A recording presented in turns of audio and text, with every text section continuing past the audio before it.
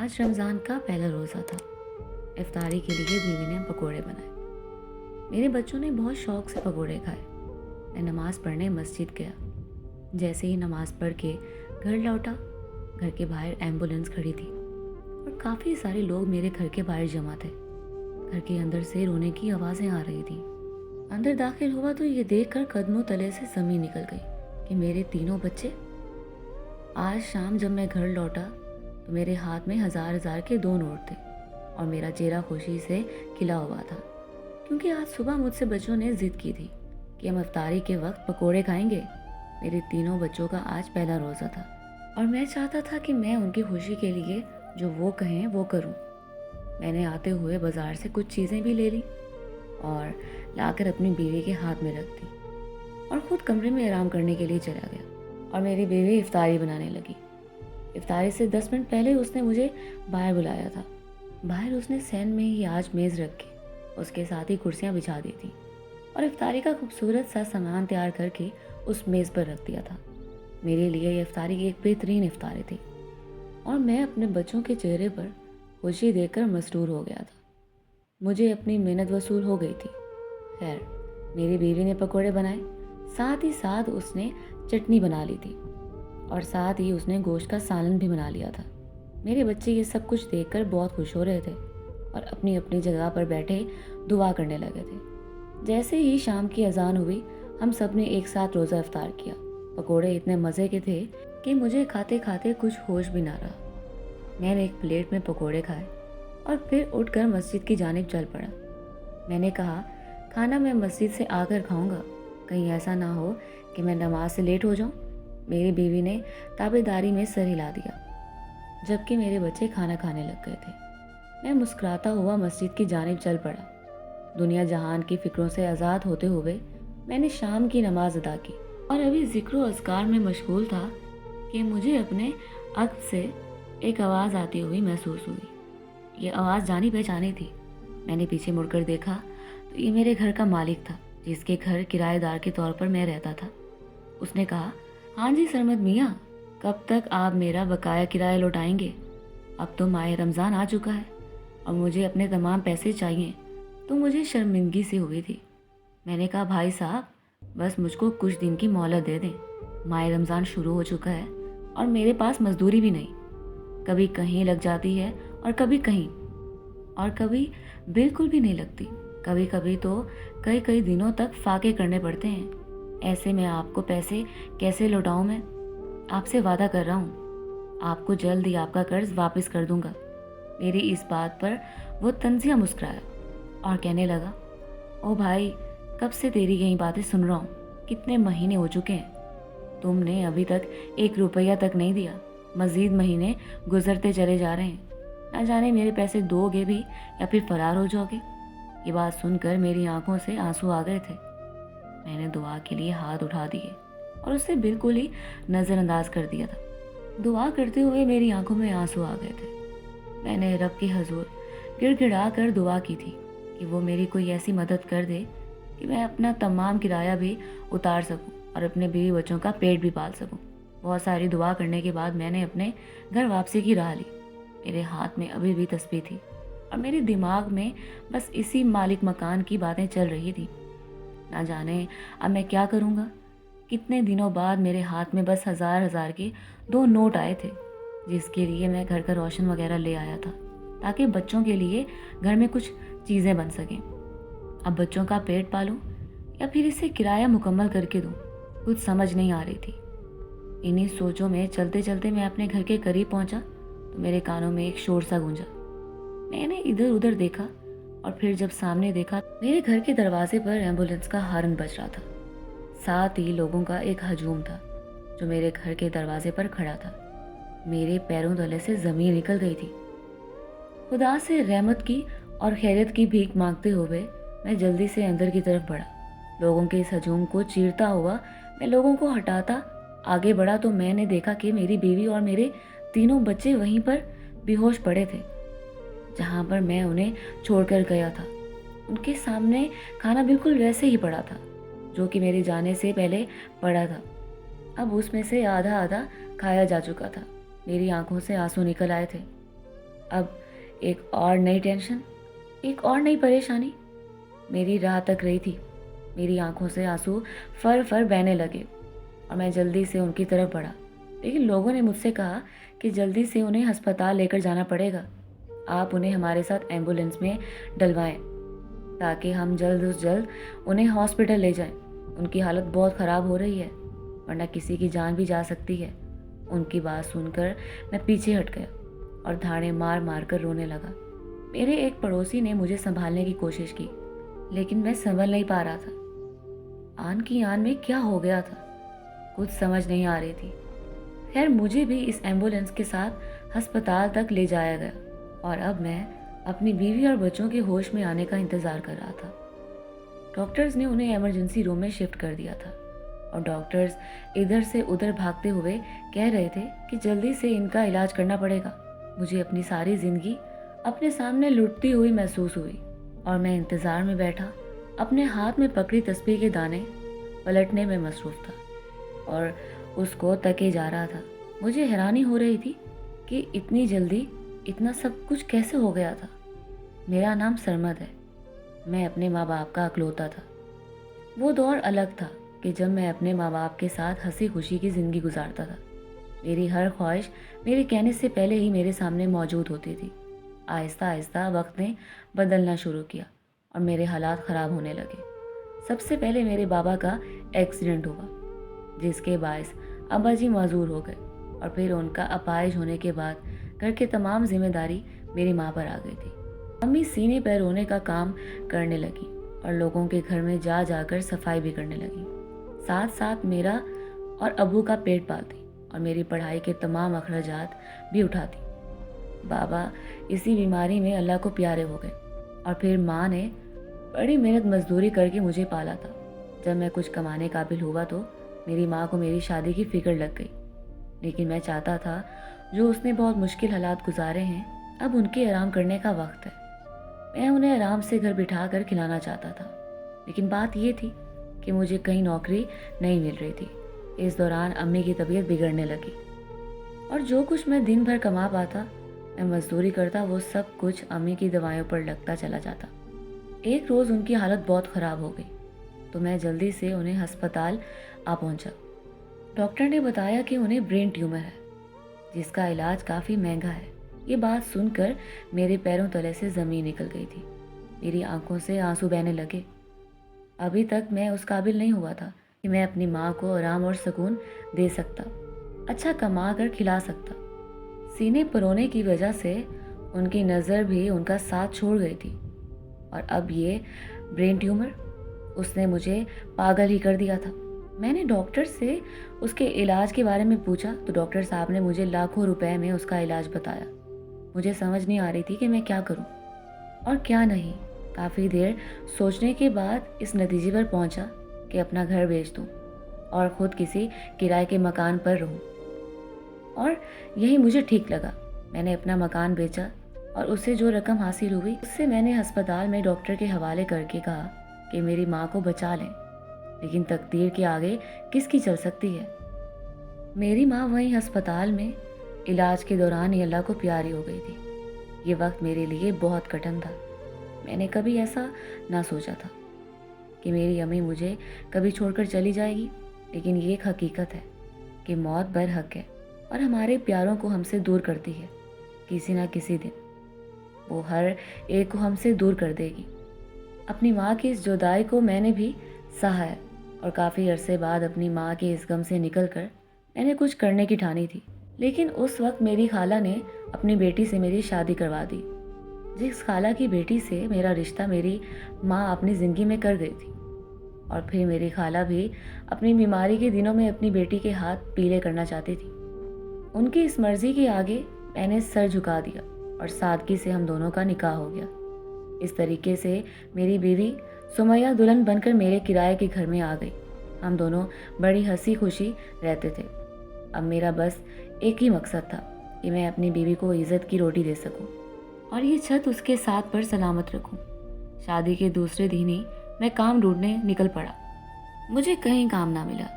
मेरी कहीं भी नौकरी नहीं लग रही थी। सारी पढ़ाई और मेरी माँ की सारी रियाजत, मेहनत, सब कुछ रायगा जा रहा था। जब मैं थक हार कर वापस लौटा तो मेरी बीवी मेरे पास आई और कहने लगी, आप फिक्र क्यों कर रहे हैं, अल्लाह मालिक है।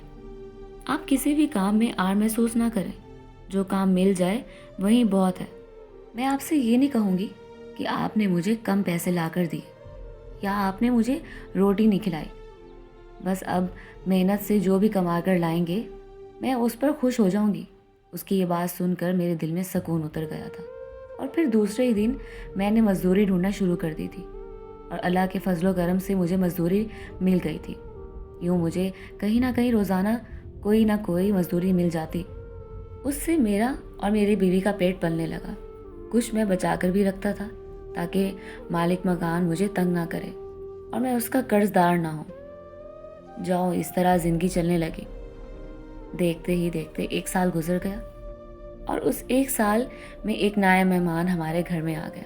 उसके आने की खुशी में मैं फूले नहीं समा पा रहा था और उस खुशी में मैंने पूरे मोहल्ले में मिठाइयाँ बांटी थी। खुदा ने मुझे साहिब औलाद कर दिया था। मेरे लिए इससे बढ़कर और खुशी की बात क्या हो सकती थी। खैर यूं ही दिन गुजरने लगे। कभी मैं कहीं जाकर मजदूरी करता और कभी कहीं। एक ठेकेदार से बात हो गई थी। वो अब मुझे सारा हफ्ता अपने साथ रखता था।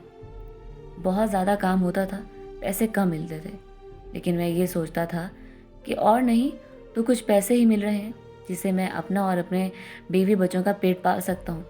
इस तरह मेरी ज़िंदगी की दौड़ आगे चलने लगी थी। मेरी ज़िंदगी बहुत सादा और मेरी ज़रूरियात महदूद थी।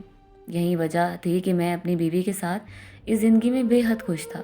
लेकिन एक ऐसा दौर आया जब मेरी ज़िंदगी एक ऐसे दोराहे पर आ खड़ी हुई कि मुझे समझ ना आई कि मैं क्या करूं। एक तरफ से मेरी फैमिली थी, मेरी बीवी और 3 बच्चे, और दूसरी तरफ मेरा काम जो बंद हो चुका था।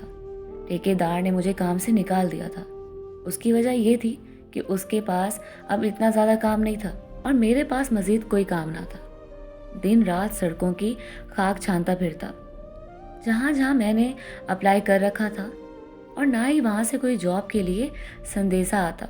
मेरी ज़िंदगी जैसे अंधेरों की आमे हो चुकी थी। अब तो नौबत यहाँ तक आ पहुँची थी कि 3-4 महीने से मैंने मालिक मकान का किराया भी ना दिया और ज़िंदगी में हमारा गुजारा ऐसे होने लगा कि कई कई दिनों तक हमें भूखे पेट रहना पड़ता था। बच्चे अलग से भूख से तड़पते थे। उन्हें भूख से तड़पता देखकर मेरी आंखों में आंसू आ जाते थे, लेकिन मैं क्या करता। मैं बिल्कुल बेबस था। देखते ही देखते वक्त गुजरता गया और माह रमज़ान आ पहुंचा। माह रमज़ान से 2 दिन पहले एक जगह पर मुझे मजदूरी मिली थी। वहाँ पर 3 दिन का काम था और 3 दिन का काम करने के बाद मुझे 2000 मिलने थे। अपने बच्चों की खुशी की खातिर मैं वो काम करने पर राज़ी हो गया था। ऊपर से मालिक मकान अलग से मुझे तंग किए जा रहा था। जल्द अज जल्द मेरे किराए के पैसे लौटाओ, वरना मैं तुम लोगों को घर से निकाल दूंगा। ये टेंशन और मेरे दिमाग पर मुसल्लत होने लगी थी। मैंने 3 दिन लगा कर ये काम किया और आज पहले दिन मेरे हाथ में 2000 थे और उसके लिए मैंने घर में कुछ राशन डाल दिया और अपने बच्चों के लिए कुछ खाने के लिए ले आया ताकि मेरे बच्चे इफ्तारी बेहतर तरीके से कर सकें। लेकिन जो ही मैंने पकोड़े खाए, मुझे यूँ महसूस हुआ जैसे मेरी नमाज कज़ा हो जाएगी।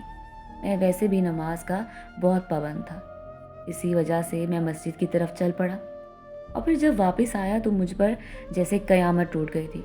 मेरे 3 बच्चे और मेरी बीवी चौरों ही बेहोश थे और उन्हें एम्बुलेंस पर अस्पताल ले जाया गया था। और अब मैं अस्पताल में बैठा ये सोच रहा था कि जाने मैं क्या करूँगा।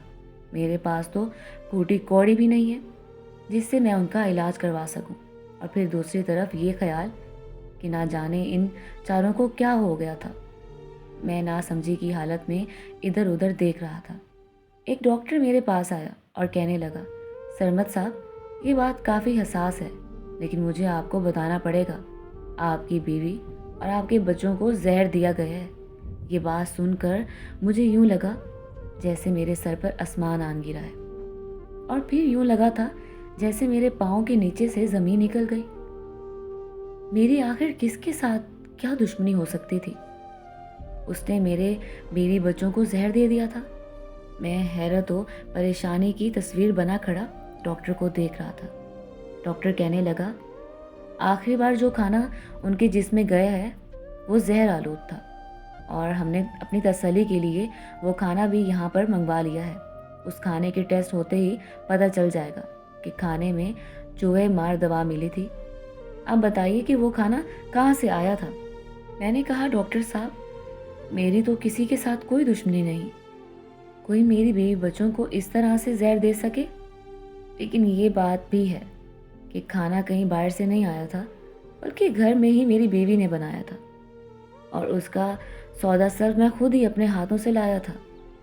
मैं पूरे यकीन से कह सकता हूँ कि इसमें किसी ने भी जहर नहीं डाला।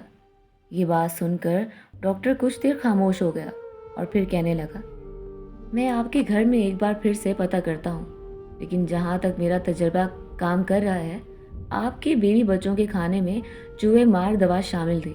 खैर, फिर से हम अपनी तसल्ली के लिए तमाम बर्तनों में जो खाना था उस खाने का टेस्ट करते हैं और टेस्ट करने के बाद ही हम किसी नतीजे पर पहुंचेंगे।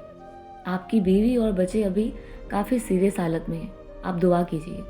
मैं शिकस्त खुर्दा सा वापस कुर्सी पर बैठ गया। मेरे करीब ही बैठे मेरे एक हमसाए ने मेरे कंधे पर हाथ रखा और कहने लगा, भाई साहब, फिक्र मत करो, सब ठीक हो जाएगा, अल्लाह बेहतर करेगा। वो एक अच्छे इंसान थे। इसी वजह से मेरे ज़ख्मों पर नमक छिड़कने की बजाय उन्होंने मुझे तसल्ली दी थी। उनकी तसल्ली पर मैंने हाँ से सर हिलाया और खामोशी से बैठ गया।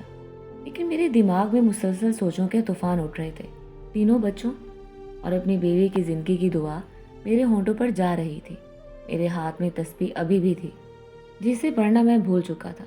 मेरे साथ बैठे मेरे समसाए ने तस्बीह की तरफ दिलाते हुए कहा, सरमद भाई, ऐसा करो, तुम अभी नमाज पढ़ के आए हो, तुम दुआ करो, दरूद शरीफ पढ़ो और अल्लाह ताला से गिड़गिड़ा कर दुआ करो और माफ़ी मांगो। अगर कोई तुमसे ख़ता हो गई है या फिर कोई तुम पर मुसीबत है तो वो टल जाएगी। दुआएं तो तकदीरें बदल दिया करती हैं। उसकी बात पर मैंने सर हिलाया और तस्बीह के दाने पलटने लगा। 2-3 घंटे बाद एक बार फिर से डॉक्टर मुझे अपनी तरफ आता हुआ दिखाई दिया तो मैंने जल्दी से उठकर उसकी तरफ बढ़ने लगा। डॉक्टर साहब, क्या हुआ? क्या रिपोर्ट है? मुझे बताइए। डॉक्टर ने कहा, बच्चों की हालत अब बहुत ही ख़राब है, लेकिन आपकी बीवी खतरे से बाहर है। ये बात सुनकर मैंने एक तरफ तो शुक्र अदा किया तो दूसरी तरफ मुझे अपने बच्चों की फ़िक्र होने लगी। मैं बार बार दुआएं मांगने लगा और बार बार दुरूद शरीफ का भी वर्त करने लगा। कुछ ही देर बाद मेरे घर से आए हुए बर्तनों का भी टेस्ट लिया गया, जिसके मुताबिक जिस बर्तन में खाना बनाया उसी बर्तन में ये दवा शामिल नहीं थी। लेकिन जिन बर्तनों में उन चारों ने खाना खाया उन बर्तनों में ये दवा शामिल थी। उसका सिर्फ एक ही मतलब हो सकता है कि इन चारों में से किसी एक ने उन बर्तनों में शायद दवा डाल दी। ये भी हो सकता है किसी बच्चे की शरारत हो, या ये भी हो सकता है कि मेरी बीवी ने ऐसा किया हो। बार बार यही सोचने लगा कि आखिर मेरी बीवी अगर ऐसा करेगी तो क्यों करेगी। उसे अपने बच्चों से कितनी मोहब्बत थी, उसे मुझसे कितनी मोहब्बत थी। वो कितना मेरा साथ देने वाली एक पाक दामन, एक वफादार औरत थी। लेकिन अब क्या हो चुका था, एक बार फिर सोचों का सिलसिला मेरे दिमाग में शुरू हुआ और मेरे सर में दर्द होने लगा। मेरी आंखों से आंसू मुसलसल बह रहे थे, लेकिन अभी तक मामले का कोई भी सिरा मेरे हाथ में नहीं आ रहा था। कुछ देर बाद डॉक्टर ने कहा, आपकी बीवी को होश आ गया है, आप उससे मिल सकते हैं। ये बात सुनी तो मैं भागता हुआ अपनी बीवी के कमरे में गया, जहाँ पर वो ऑक्सीजन मास्क लगाए, हाथ पर ड्रिप लगाए, नकाहत से कमरे के दरवाजे की तरफ देख रही थी, जैसे शायद मेरी मुंतज़िर हो। मैं जल्दी से भागता हुआ उसके करीब आया और उसका हाथ अपने हाथ में ले लिया और पूछने लगा, क्या हुआ सुमैया, तुम ठीक हो? आखिर ये सब कैसे हुआ? इतनी सी देर में इतना सब कुछ कैसे हो गया? तुम नहीं जानती कि मुझ पर क्या गुजर रही है। मेरे बच्चे भी आईसीयू में हैं, उनकी बचने की भी कोई उम्मीद नहीं है। डॉक्टर कहते हैं कि दुआ करो, वो आपकी दुआ के मुंतज़िर हैं। मैंने रोते हुए कहा तो उसकी आंखों से एक आंसू बहकर उसके तकिए में जज्ब हो गया। उसने अपने चेहरे पर ऑक्सीजन हटाने की कोशिश की, वो ना हटा सकी, तो मैंने आहिस्तगी से मास्क को नीचे किया तो वो कहने लगी, मुझे माफ़ कर दें सरमद, मुझे माफ़ कर दें। ये सब करने वाली कोई और नहीं बल्कि मैं हूँ। मैंने ही अपने और बच्चों के खाने में दवा मिला दी थी। यही वजह कि हम चारों इस हालत तक पहुँच गए। मुझे तो लगा था कि आप नमाज में काफ़ी देर कर देंगे, तब तक हम चारों इस दुनिया से जा चुके होंगे। लेकिन उसी वक्त एक हमसाई हमारे घर पर आ पहुंची थी। वो इफ्तारी में कुछ देने आई थी, लेकिन हम सभी को यूं बेहोश होता देखकर वो भागी भागी अपने घर गई और मुझे नहीं पता था कि उसके बाद क्या हुआ। उसकी ये बात सुनकर मेरे पैरों तले से ज़मीन निकल गई। मुझे उस पर शदीद गुस्सा उनसे लगा। मेरा बस नहीं चल रहा था कि मैं उसके चेहरे पर थप्पड़ दे मारूं, लेकिन वो भी तो खुद भी मौत के मुंह में थी। न जाने ऐसी क्या बात थी कि उसने मौत को तरजीह दी थी। मैंने उसका हाथ पकड़े पकड़े उससे कहा, क्यों सुमैया, आखिर क्यों तुमने ऐसा किया? तुम्हें पता भी है कि ये कितना बड़ा गुनाह है। तुम खुद भी हराम की मौत मर रही थी और मेरे बच्चों को भी मार रही थी। उनके खून का भी जुर्म अपने सर लेकर जा रही थी तुम। खुदा का शुक्र है कि तुम्हारी जान बच गई। अल्लाह करे कि अब मेरे बच्चे भी बच जाएं। मगर हुआ क्या था? तुमने ऐसा क्यों किया? मुझे जवाब चाहिए। उसकी आंखें भी आंसू बहा रही थी, जो उस बात का सबूत था कि उसने ये सब कुछ दिल से नहीं किया था। खैर, मैंने उससे बहुत ज़्यादा फोर्स किया तो उसने मुझे बताया कि उसने जिस प्रेशर में आकर ये कदम उठाया है, वो अगर मुझे पता चल गया तो शायद मैं कोई बड़ा कदम उठा लूँगा। उसकी ये बात सुनकर मैंने हैरत से उसकी जानिब देखा। मैंने कहा, आखिर हुआ क्या है? तू मुझे बात बताओ। तो वो कहने लगी कि मालिक मकान ने मुझे बहुत तंग किया हुआ था। आज मुसलसल 15 दिन हो गए थे और वो मेरे पास आया और मुझसे कह रहा था कि या तो मेरा किराया दे दो या फिर इस घर से चले जाओ। मैंने कहा, आप लोग कुछ दिन और सब्र कर लें तो मेरे शौहर इस बारे में कोई ना कोई बंदोबस्त कर लेंगे। आप खुदा के लिए उन्हें तंग मत कीजिए। आपको पता है मेरी ये बात सुनकर उसने क्या कहा? उस शख्स ने मुझसे कहा कि एक शर्त पर मैं तुम्हारे शौहर को तंग नहीं करूँगा, और वो ये शर्त है कि तुम अगर अपने आप को मेरे हवाले कर दो, मैं तुम्हारे शौहर को कभी भी इस चीज़ के बारे में तंग नहीं करूँगा। बस तुम मुझे राज़ी कर दो, मैं तुम लोगों को भी राज़ी कर दूँगा। उसकी ये घटिया बातें मेरे सीने में छुरी की तरह लग रही थी। मुझे यूँ लग रहा था जैसे वो मेरा कलेजा छुरी से काट रहा है। मैंने उससे गुस्सा करके वहाँ से निकाला तो वो कहने लगा, कल मैं तुम लोगों को इस घर से निकाल दूँगा। तुम्हारी इतनी हिम्मत कि तुमने मेरी बेइज्जती की। और फिर वो वहाँ से चला गया। फिर भी जाते जाते ये कह के गया, अभी भी तुम्हारे पास वक्त है। अगर तुम मेरी शर्त मान लोगी, मैं तुम्हारे शौहर को कभी तंग नहीं करूँगा और तुम लोगों से कभी भी किराए का मुतालबा नहीं करूँगा। लेकिन मेरा ईमान इस चीज़ की इजाज़त नहीं देता था। 15 दिन से उसने मुझे तंग कर रखा था और आज तो हद हो गई। उसने मेरा हाथ पकड़ लिया था और गंदी नज़रों से मुझे देखने लगा था। बच्चे भी ये सब कुछ देख रहे थे और मुझे आपके हालात के बारे में भी सारी आगाही थी। मैं आपको भी तंग नहीं करना चाहती थी। इसी वजह से मैंने कहा कि अगर हम चारों मर जाएंगे तो शायद आपकी ज़िंदगी कुछ आसान हो जाएगी। आप जो कमाएंगे उससे आपके घर का खर्चा निकल जाएगा। मुझे माफ़ कर दें, लेकिन मैंने आपकी मौजूदगी में किसी और इंसान की तरफ आंख उठाकर भी नहीं देख सकती। मुझे खुदा के लिए माफ़ कर दें। वो इंसान मुझे बेहयाई की तरफ राग़िब कर रहा था, लेकिन मैं नहीं होना चाहती थी। मुझे सिर्फ़ और सिर्फ आपसे मोहब्बत है और मैं सिर्फ़ और सिर्फ आपकी ही रहना चाहती हूँ। अपनी बीवी की ये बातें सुनकर मैं अपनी नज़रों में गिर गया था। मुझे उस मौलिक मकान पर बेहद गुस्सा आया। मुझसे बर्दाश्त नहीं हो रहा था, लेकिन मेरी बीवी ने मुझे रोक लिया। कहने लगी, ये हमारी इज़्ज़त का सवाल है। बस यहाँ पर सभी लोगों को ये कह दीजिएगा कि दवाई किसी बच्चे की शरारत की वजह से खाने में मिली है, लेकिन देर हो चुकी थी। दरवाजे पर खड़ा डॉक्टर ये बातें सुन रहा था और डॉक्टर के साथ ही एक पुलिस ऑफिसर भी था। डॉक्टर ने कहा कि खुदा का शुक्र अदा करो कि तुम्हारे बच्चे बच गए हैं। इस बात पर तुम पर केस भी हो सकता है। तुम जानती हो, तुम अपने साथ साथ अपने मासूम बच्चों को भी मौत के मुंह में ले गई थी। ये तो शुक्र है कि तुम्हारे बच्चे भी बच गए और तुम भी बच गई हो। ना जाने इस गुर्बत की वजह से और कितने लोग ऐसी हरकतें करेंगे। पुलिस ऑफिसर ने भी यही कहा और डॉक्टर ने भी। डॉक्टर साहब ने और पुलिस ऑफिसर ने मिलकर हमारे किराए के बकिया जात भी अदा की और मालिक मकान से इस चीज़ की अपील की कि वो दोबारा हमारे घर का रुख ना करे, वरना उसके साथ अच्छा नहीं होगा। कुछ दिन मेरी बीवी और मेरे बच्चे हॉस्टल में रहे और फिर उसके बाद हम घर वापस आ गए। डॉक्टर ने हमारे हालात को देखते हुए हमारी कुछ माली इमदाद भी कर दी थी।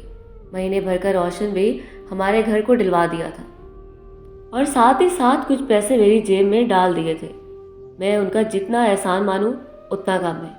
मैं देखने लगा और सोचने लगा कि खुदा की धरती पे कैसे कैसे इंसान बसते हैं। जहाँ बुराई होती है वहाँ उतनी ही तादाद में अच्छाई भी पाई जाती है, और मेरी आंखों के सामने हो रहा था। जहाँ बेहिस और खुदगर्ज दुनिया का अनबार लगा खड़ा था, वहीं पर मुझे ऐसे लोग भी मिलते थे जिनके लिए खुद से ज़्यादा दूसरों की अहमियत थी। मैंने उन्हें बहुत सारी दुआएं की थी। मेरी बीवी और मेरे बच्चे कुछ दिन अस्पताल रहने के बाद घर वापस आए थे। मैंने उनसे माफ़ी मांगी। पुलिस ऑफिसर के दबाव में आकर मालिक मकान ने भी हमसे आकर माफ़ी मांगी थी, क्योंकि जो रवैया उसने किया था वो बहुत गलत था और मेरी बीवी को हरासा करने की कोशिश की थी। ये तो अलग जुर्म था।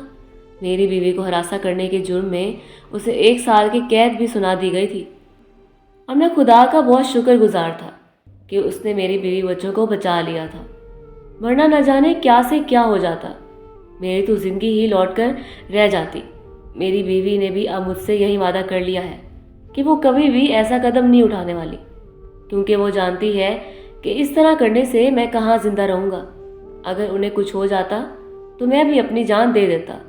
लेकिन कहते हैं ना, अल्लाह ताला की ज़मीन पे 2 किस्म के इंसान रहते हैं, एक अच्छे और एक बुरे, और दोनों ही एक दूसरे की तादाद में ही बराबर की तादाद में रहते हैं। उसके बाद मालिक मकान ने ना तो कभी मुझे तंग किया और ना ही मेरी बीवी को हरासा करने की कोशिश की।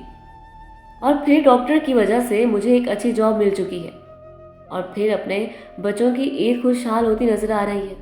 खुदा करे ऐसे लोग हमेशा धरती पर जिंदा रहें, वरना शायद गरीब लोग तो गुर्बत के हाथों इसी तरह मरते रहेंगे, और इसी तरह एक घर से कई जनाजे उठते रहेंगे, जिस तरह मेरे घर से उठने वाले थे। मुझ पर खुदा का करम हो गया था और मैं इस पर अल्लाह ताला का बेहद शुक्रगुजार हूँ।